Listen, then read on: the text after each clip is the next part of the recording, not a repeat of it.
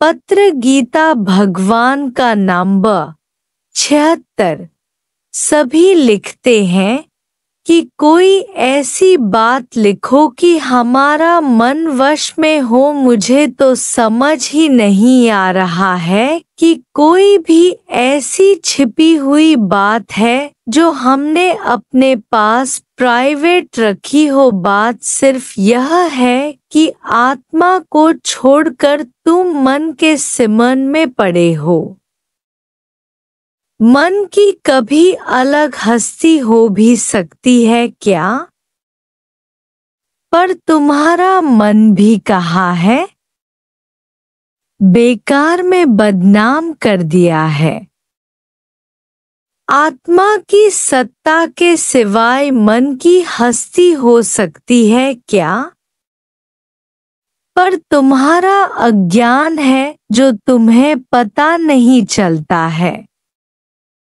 ज्ञान कोई नया है क्या जो रोज सवाल पूछेंगे, मन को मोड़ेंगे? अब यह पूछो कब लगाएंगे? बेकार में अपने को शर्मा रहे हो। खुद भी नर्क में जाओगे, साथ ही हमें भी नर्क में खींचोगे। तुम्हें अपने पैरों पर खड़ा होना चाहिए, न कि दूसरों के आधार पर। मरने के बाद मुक्त होंगे क्या?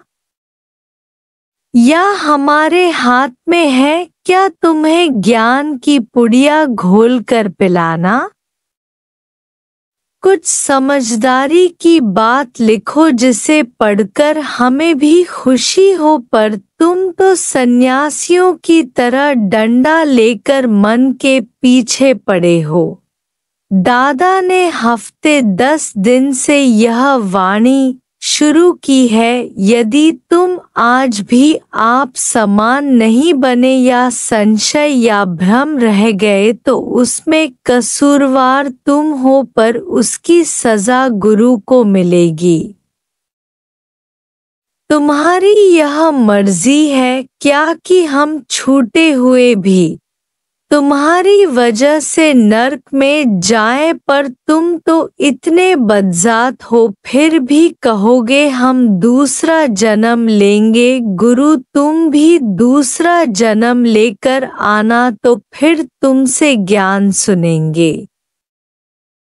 अभी तो मनुष्य हो, फिर तो घोड़ा, गधा, ऊंट बनोगे और हैवान होकर क्या ज्ञान सुनोगे और समझोगे? इस पद ते जो नर चुके सो आए जाए दुख पाएगा। मनुष्य योनि में मौज नहीं पा सकते तो पशु योनि में क्या ज्ञान सुनोगे और समझोगे? यह अज्ञान अंदर से निकालो और जल्दी ही समझ जाओ। जो कुछ भी है कुदरत का खेल बैठकर देखो।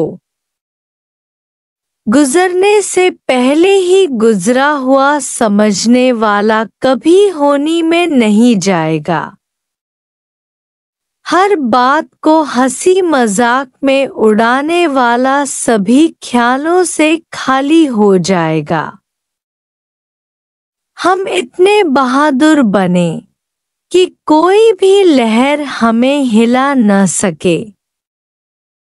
हर एक को यह पत्र अपना समझना चाहिए, न कि खास एक का जो भी माया में आशावादी होकर जाएगा उसे निराशा जरूर मिलेगी।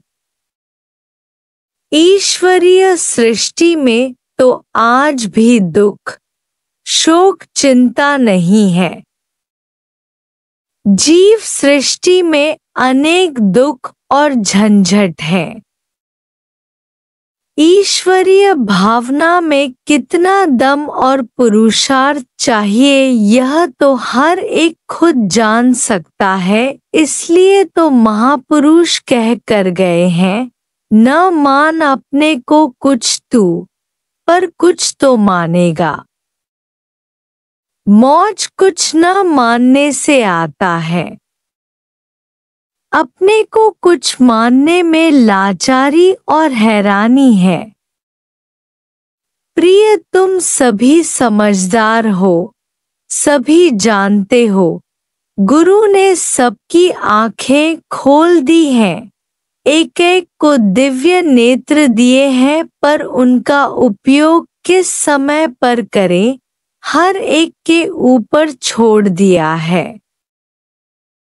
यदि अपने साथ समझ रखोगे तो जीवन रूपी गाड़ी आसानी से पार कर सकोगे, पर यह तो सभी को अनुभव मिल रहे हैं कि सगल सृष्टि का राजा दुखिया। राजा को भी शांति नहीं मिल सकती जब तक उसमें राजापना है। देह अध्यास छोड़े बिना किसी को भी दिव्य आनंद शांति नहीं मिल सकेगी। इसलिए दादा बार बार सबको यह पॉइंट याद कराते थे कि जो जो जाने तिस सदा सुख होई। यानी जो खुद का अनुभव करेगा कि मैं कौन हूँ, कौन सी हस्ती हूँ, ऐसा पुरुष सुखधाम की सैर करेगा। इसलिए दुख का सपने में भी जन्म नहीं हुआ है। माया में तो जरूर खींचातानी होगी, तू मैं होगी। निराकार अंत तक तुम्हारी संभाल करेगा, क्योंकि उसी ने तो शरीर धारण किया है, तो चिंता भी वही करेगा। माया में तो मनुष्य धन का आधार लेकर नाचेंगे, पर हम ईश्वर इच्छा पर चलेंगे, क्योंकि हरि का भगत हरि जहरा। पूत हो तो पिता जैसा, नहीं तो मूत का मूत। तुम्हारे अंदर तो इतने खजाने हैं कि कभी भी खुटेंगे नहीं। नित नित होत सवाया। ज्ञानी की सारी सृष्टि सेवा करती है, इसलिए फिक्र से खाली रहता है। Hari Om. Thanks for watching. प्रेम का सागर गीता भगवान YouTube channel. Kindly suggest for more improvements.